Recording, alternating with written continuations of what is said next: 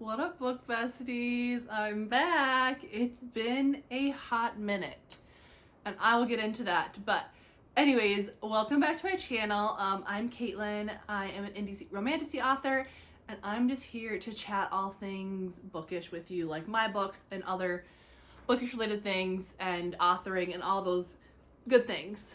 And today, I am really excited to kind of talk a little bit about my main character in my book, Queen of Blood and Stardust. Well, my series, Queen of Blood and Stardust. Book 1 is Queen of Blood and Stardust. Book 2 is Queen of the Crimson Throne, which comes out on Friday, February 7th, which is so soon. It's release week. I'm just like, you're like, girl, why are you filming a YouTube video when it's release week? This is because this is my third time filming this video. The first time I filmed it and I didn't like the way it went. And so I deleted it right away. I just didn't like how the things flowed out, how I was giving the information. And so I sat on it for a while and I figured out a different approach to go to it, which I'll get into. And then I filmed that, and then I was editing it and I realized there was Taylor Swift playing in the background. It's like, great. I made sure to turn off the music this time. And that very same night that I was filming that video, I refilmed it. And halfway through, my alarm went off, and I thought I had pressed re-record after the alarm went off and stopped recording. And it did not. So twice in one night I recorded this video, and then I had nothing at the end of the night. And I gave up, and that was like a week and a half ago because I have been busy because it is release week. And authoring is not my full-time job. So I'm finally sitting down to finally film this video, which I'm going to talk about the whole kind of unlikable FMC Discord, unlikable, and also wrapping it into the main character in my book, Lennox, and just kind of how I developed her character, because she can be perceived as an unlikable FMC, and I made her that way. So that's kind of the approach I'm going to tell you a little bit about Lennox. Before I get into that, let me just show you. She is all covered in my grimy fingerprints. But here's Queen of the Crimson Throne. Isn't she gorgeous? Isn't she beautiful? And here's her next to her sister. My two babies together. I'm so excited. Release week. It's release week. I am just like buzzing. I just can't wait for this book to be in the world. She's thick. She is thick. I just love this story so much. And I haven't been anxious about it going out. I've just been excited because I love this book so much and I just believe in it so much. So there's that. But let's get going already into talking about Lennox. So Lennox is my girl. She is my heart. But kind of to explain to you how I developed her, we got to take a couple steps back and kind of get into kind of my reading journey a little bit. I apologize. I do have a slight cold that I'm getting over. I may have to dehydrate. I don't have my coffee this time. I already drank my coffee. I'm gonna have to stay hydrated. I'm yapping too much. But developing Lennox started like a year or two before her character even came to me. It started when I read ACOTAR for the first time. I know you're probably like, are you serious? Hear me out. I read ACOTAR for the first time when I got COVID in 2021, and I literally read the entire book series in like 1 week while I was home by myself. I didn't eat, I didn't sleep, I just laid on this couch and I read ACOTAR. And I don't ever like read the back of books, like rarely, and so I got to A Court of Frost and Starlight and I was like, what is A Court of Silver Flames going to be about? Like, I had to look, and I figured out it was about Nesta, and I was like, are you serious? I don't want to read about Nesta. I don't care about Nesta. Very, very quickly was my mind changed, and I read A Court of Silver Flames, and I, for the very first time, saw myself in a book, and I, like, not me as Nesta, but just like saw parts of myself in a book, and I never felt more seen in a book than I had in Nesta in A Court of Silver Flames.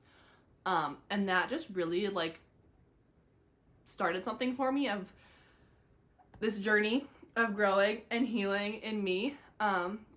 So in this house, we do not tolerate Nesta slander. I will fight to the death defending Nesta. Not a single word of Nesta slander can come my way. I believe that people that don't understand Nesta are either a Nesta or they don't really look at people, like they don't like the Nestas in their life, you know?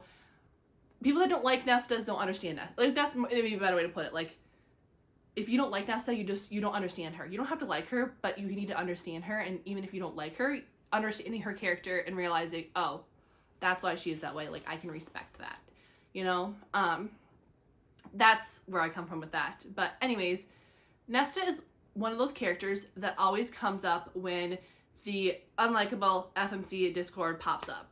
We never have the unlikable male main character Discord popping up. It's always the females, which is a whole other issue, a whole other can of worms that we're not going to get into. But Nesta is one of the characters that is repeatedly brought up when people start talking about these unlikable female main characters, and I hate it. I hate the entire Discord because no character should be seen as no main character should ever be seen as unlikable. It's okay to not like them, but you shouldn't characterize them as an unlikable character. I much prefer to call them abrasive characters. They're characters that are designed to rub you the wrong way. That's what they are. They have personality traits that make us uncomfortable, and it's a good thing. It makes us kind of evaluate parts of ourselves, and I think it makes us evaluate our society. And that's what I saw in Nesta, and I saw these parts of herself that I also had in me that I felt I had been repressing for so long, or I felt that I had to hide because society told me that those traits were not likable. They were not appropriate to be displaying as a woman. And Nesta was kind of the journey of me of finding these characters that were incredibly strong, they were outspoken, they were stubborn, they were aggressive, they were bossy, they were independent, and that was like what made them so amazing. And it was like seeing little pieces of myself that I had thought I couldn't show to anybody else in other books that just made me feel so seen.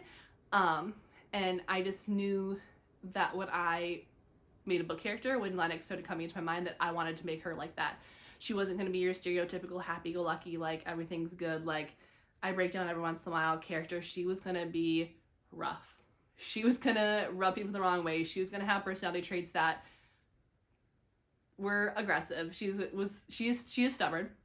She is aggressive. She's done some very aggressive, very threatening things, and many times she doesn't take shit from anybody. She is argumentative.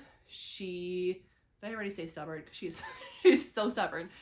But she's also like emotional. Like there's just so many different facets to her character. There's not just this one thing.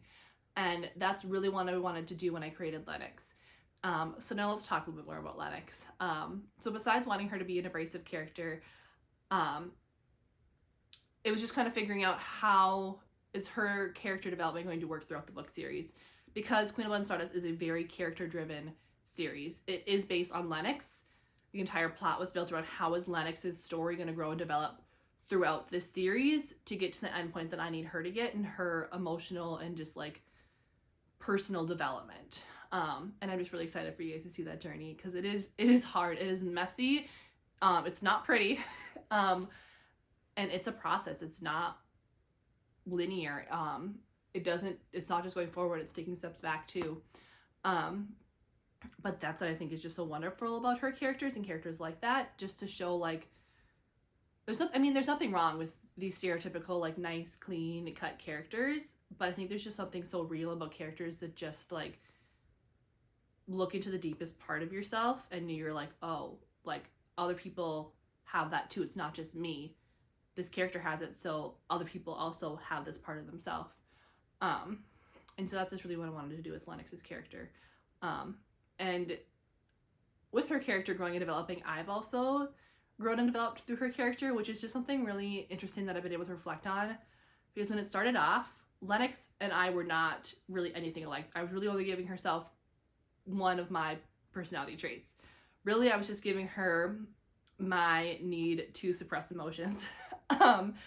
I used to very much be a person that would hide my emotions. I'm a very emotional person, but just as a lot of you know, like it's not always been a good thing for women to show their emotions. You know, you're supposed to be quiet and you're supposed to be nice and kind, and I was the nice, quiet girl always. And so I always I feel very strongly, and I always have, and so I'd have these feelings and I would hold them in, until I couldn't hold them in anymore, and they would just come out in this explosion of emotions, and then I would feel so ashamed afterwards that I let it out in that way. And that was just a constant cycle that I lived in. And that was something that I explored through Lennox's character of like, how can we work through this? And a perfect example of that in Queen of Blood and Stardust is, mini spoiler, the scene of her and Luca in the garden, and she is upset.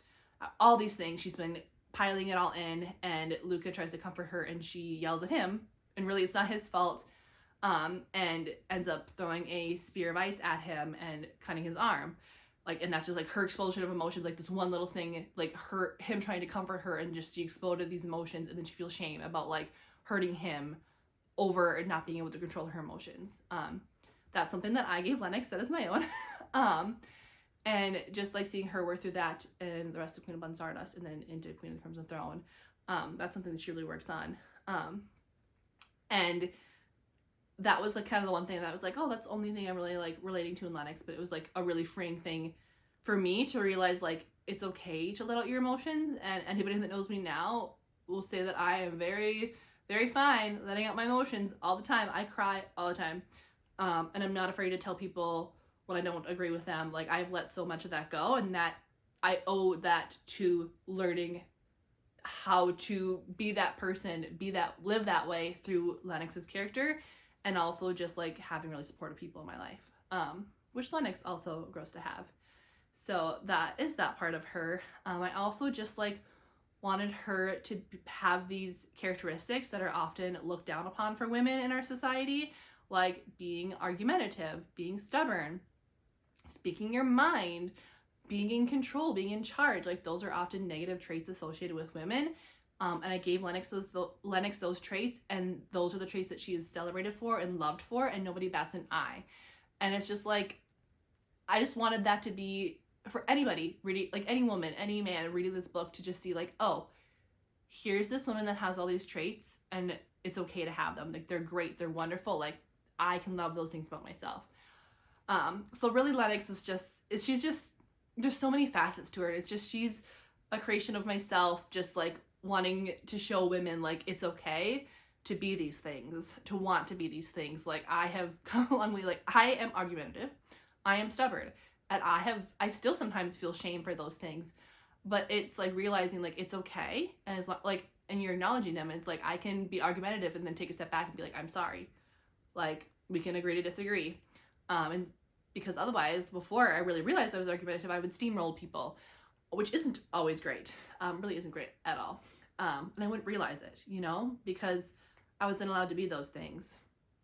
And like, I can be kind of a bitch sometimes, and it's like realizing that it's okay, like, men can be these things and we don't judge them, women can also be these things. And I just have learned so much about myself, and just like grown so much in my own growth, personal growth, through writing and developing Lennox's character, this abrasive, unlikable character. And so she's the character of my heart. I love her so much, and she is so messy. Like, one time somebody told me she was so stubborn, and I was like, great, exactly, she's supposed to be.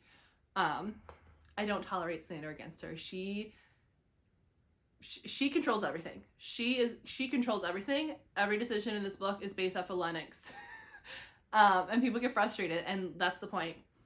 I created her that way, and that's why I love her. She's so messy, she's so chaotic. But that's who she is, and I love her for that. And more importantly, all the characters in the book, especially Luca, love her for that. Like, they accept her for who she is, and that's how she kind of helps grow her characters, by realizing that like, I can be these things and people still care about me. So yeah, there's about Lennox. Yeah, she's my girl, she's my heart. She's been through it, and just, I'm so proud of her character development throughout the series, and I just can't wait for you guys to see it, because it's so amazing, and I just love it so much. I'm just so proud of her and her journey, and I can't wait for you to see it completed. So yeah, okay, I'm gonna stop right there, because I have lots of things to do, because release day is coming up. But yeah, again, let me know what you guys want me to talk about. Like, I plan next week to do like kind of a post-release little debrief. But yeah, it's release week and I'm just like, my mind is like all the things that need to be done, but also trying to soak it all in. So thanks for being here. Thanks for watching. Don't forget to pick up Queen of the Crimson Throne when it comes out on Friday. Love you.